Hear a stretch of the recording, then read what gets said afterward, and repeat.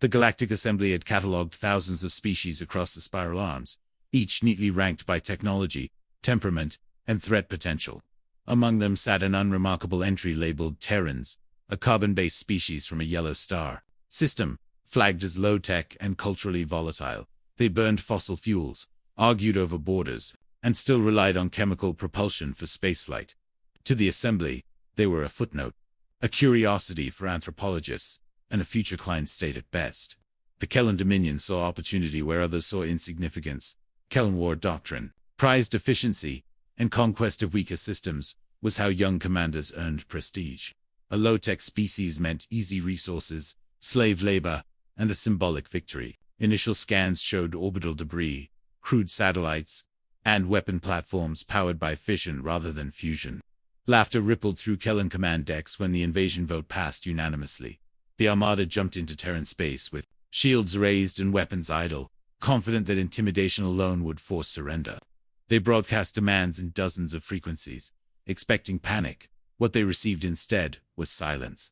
For 3 full rotation cycles, no response came from the Terran world. Then long-range sensors detected mass movement across the planet's surface. Not evacuations, but mobilization. Factories lit up like constellations. Shipyards worked without pause. And data traffic spiked beyond predictive models. The Xylar analysts dismissed it as disorganized fear. Low-tech species always thrashed before submission. The first Xylar dropships descended through the atmosphere unopposed, landing near population centers, ground troops deployed in ceremonial formation, armor polished, banners raised. That was, when the sky burned, projectile weapons launched from beyond visual range. Not energy beams, but kinetic storms. Hypersonic slugs punched through Xylar armor with obscene force. Explosions were primitive but relentless, each one sacrificing efficiency for sheer brutality. The Xylar troops had trained for plasma and ion warfare, not mass artillery saturation. Entire battalions vanished in minutes. Still, the Dominion commanders believed this was the last gasp of a dying world. They ordered orbital strikes to demonstrate dominance. What they did not realize was that the Terrans were not fighting to survive. They were fighting to be remembered. Asterisk, when the first orbital strike lands toward the Terran surface, it never reached its target. A swarm of crude interceptors rose. To meet it, piloted by humans who knew they would not return, they rammed the strike platform directly, detonating warheads at point-blank range. Xylar tacticians were stunned by the inefficiency, the waste, the madness, yet the strike failed, and the message was clear. Terrans would trade lives for time, and time was what they needed. Deep beneath their cities, ancient bunkers opened. Designs dating back centuries, missile silos long thought obsolete, roared to life. The weapons were not elegant, they were not precise, but they were numerous. Thousands of ballistic missiles surged into space, overwhelming Xylar point defenses, through sheer volume, even as most were destroyed. Enough slipped through to cripple command ships. The Dominion had never faced an enemy willing to saturate the battle space like this. Their doctrine valued preservation of assets. Terran doctrine valued victory regardless of cost, on the ground. Terran forces fought without centralized command. Small units operated independently, adapting in real time. If a weapon failed, they used another. If supplies ran out, they took from the enemy. Captured Xylar technology was repurposed within hours, stripped down, rewired, and used in ways its creators never intended. The Xylar began intercepting Terran communications, expecting chaos. Instead they found resolve, dark humor, and a shared understanding that defeat was not an option. Phrases repeated again and again. Hold the line. Make them bleed. They will remember this. Xylar casualties mounted at an exponential rate. Medical ships overflowed. Evacuation corridors collapsed. Every engagement cost more than projected. Still, retreat was unthinkable. To withdraw from a low-tech world would be political suicide within the Dominion. So the Xylar escalated. They deployed their planet cracker, weapon meant to end wars. Instantly, its charge sequence began, and Terran sensors detected it within seconds. What followed was not panic, it was wrath. The Terrans understood the implications of the planet cracker immediately. This was not conquest, it was extermination. In response, they did something no strategist in the galaxy had ever modeled.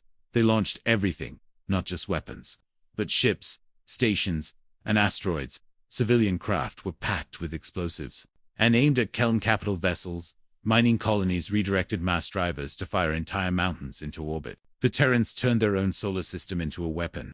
Kellan command channels descended into chaos. Defensive grids collapsed under unpredictable attack vectors. The planet cracker was forced to divert power just to survive, delaying its firing sequence. Terran forces exploited every second.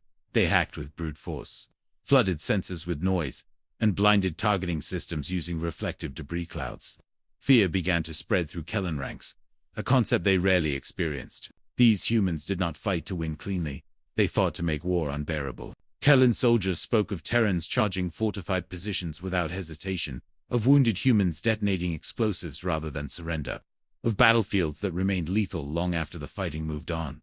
This was not honor war. This was fear war, a doctrine built on the idea that the enemy should regret ever arriving. When the planet cracker finally attempted to fire, a Terran strike team breached it from within. They had boarded it using a damaged freighter massed as debris. The resulting explosion tore the superweapon apart and crippled half the Kellan armada. The shockwave alone rewrote tactical maps, for the first time in recorded history. A low-tech species had not only survived a Dominion escalation, they had reversed it. News of the conflict spread faster than light through diplomatic channels. Observers watched in horror as battle footage leaked. The Terrans were not just defending their world anymore. They were pursuing the retreating Kellan forces.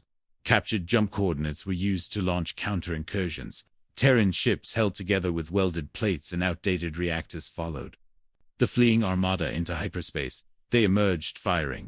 Without ceremony, without warning, Kellan border worlds burned as Terran fleets demonstrated what total war looked like. Infrastructure was targeted, shipyards dismantled, supply lines erased.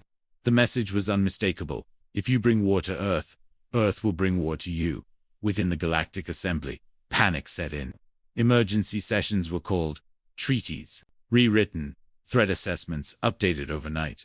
The Terrans were reclassified from low-tech to existential risk, not because of their weapons, but because of their mindset. They fought with creativity born from scarcity, with unity forged by shared extinction-level fear, and with a willingness to endure losses no algorithm could justify. When the Terrans finally halted their advance, it was not because they were stopped, it was because they chose to stop.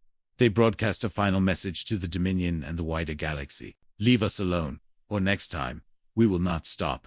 In the years that followed, Terran space became a forbidden zone. Trade routes detoured light years out of the way. Exploration vessels marked the system in red. Do not provoke. Do not interfere. Do not underestimate. The Xylar Dominion never recovered its former influence. Its military doctrine rewritten in the shadow of Terran wrath. New cadets studied the conflict as a warning rather than a strategy. They learned that technology did not define danger. Will did. Across the galaxy, species began re-examining their assumptions. Low-tech no longer meant harmless. Primitive no longer meant weak. As for the Terrans, they returned to rebuilding. Cities rose from craters. Forests reclaimed battlefields. They remembered the cost, but they also remembered the lesson. That survival was not granted by progress alone. It was earned by resolve. And somewhere in the void, when new empires whispered of conquest, the story of Earth was told in hushed tones, a reminder etched into collective memory. Fear the humans, not because they are powerful, but because when pushed to the brink, they become unstoppable.